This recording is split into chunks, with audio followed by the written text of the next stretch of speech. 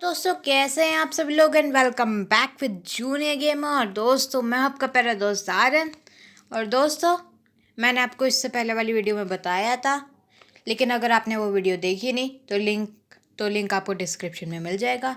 तो वीडियो में मैंने ये बताया था कि दोस्तों मुझे बहुत फीवर था, तो मेरी एक फ्रेंड ने कहानी सुनाई थी। तो दोस्तों मैंने अपने YT स्टूडियो पे जाके देखा तो वहाँ पे वीडियो एनालिटिक में 0 था, एक भी व्यूज़ नहीं आया। दोस्तों ऐसा क्यों?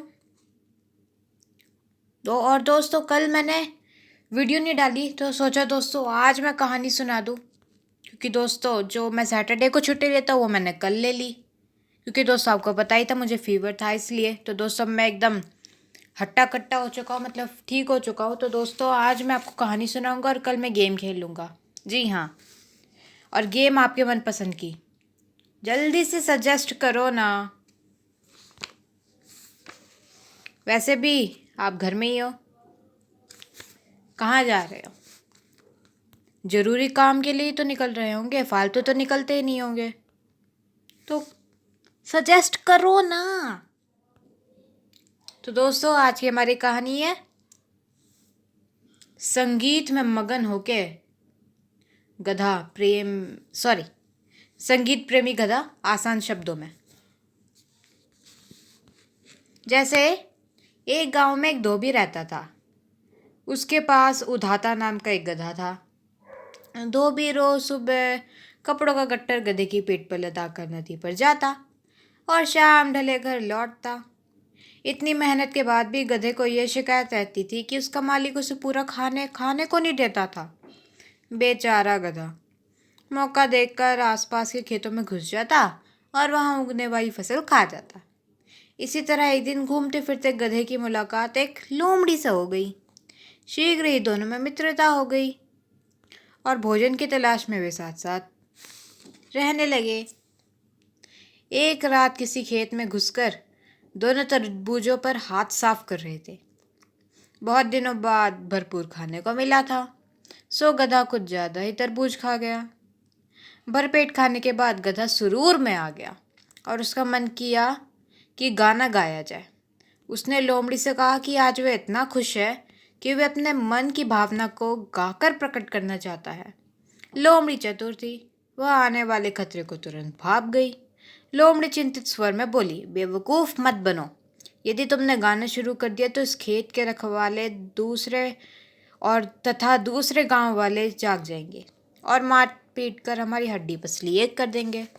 लेकिन गधा तो फिर भी गधा था, समझदारी की बात पता कैसे पड़ती उसके।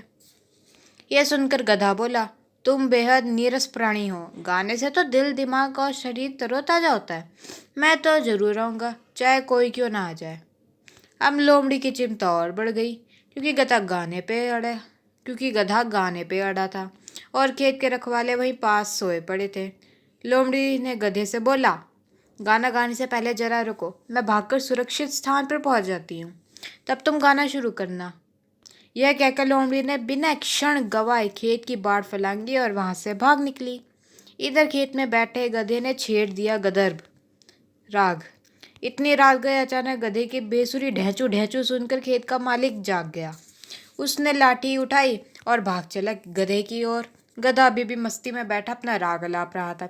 खेत के मालिक ने जब अपनी फसल की ऐसी दुर्दशा देखी तो गुस्से में आकर लाठी लेकर गधे पर पिल पड़ा। गधे की इतनी पिटाई हुई कि वह अधमरा सा हो गया। किसी तरह जान बचाकर गधा खेत से बाहर निकलने में सफल हो गया। उसका हाल बेहाल था, इतना बेहाल मतलब हाल बेहाल हो गया था कि वो चल भी नहीं पा रहा था ठीक से। उसकी मित्र लोमड़ी यानी कि उसकी दोस्त लोमड़ी जो पास की झाड़ी में छिप गई, गधे की हालत देखकर सैभुनी स्वर में बोली, मुझे तुम पर तरस आ रहा है। मैंने तुम्हें मना भी किया था लेकिन गाँव मत, लेकिन तुमने मेरी एक न सुनी। अब गधे को अपनी मूर्खता का एहसास हुआ और उसका सिर शर्म से झुक गया। मॉरल, बिन विचारों के जो जैसा करता है उसे वैसा ही फल मिलता है, मतलब उसे उसका उल्टा जवाब मिलता है, विपरीत। तो दोस्तों कहानी अच्छी लगे तो लाइक शेयर एंड सब्सक्राइब खुद भी करिए देना घंटे के साथ। So good bye, stay fit, stay healthy, stay home.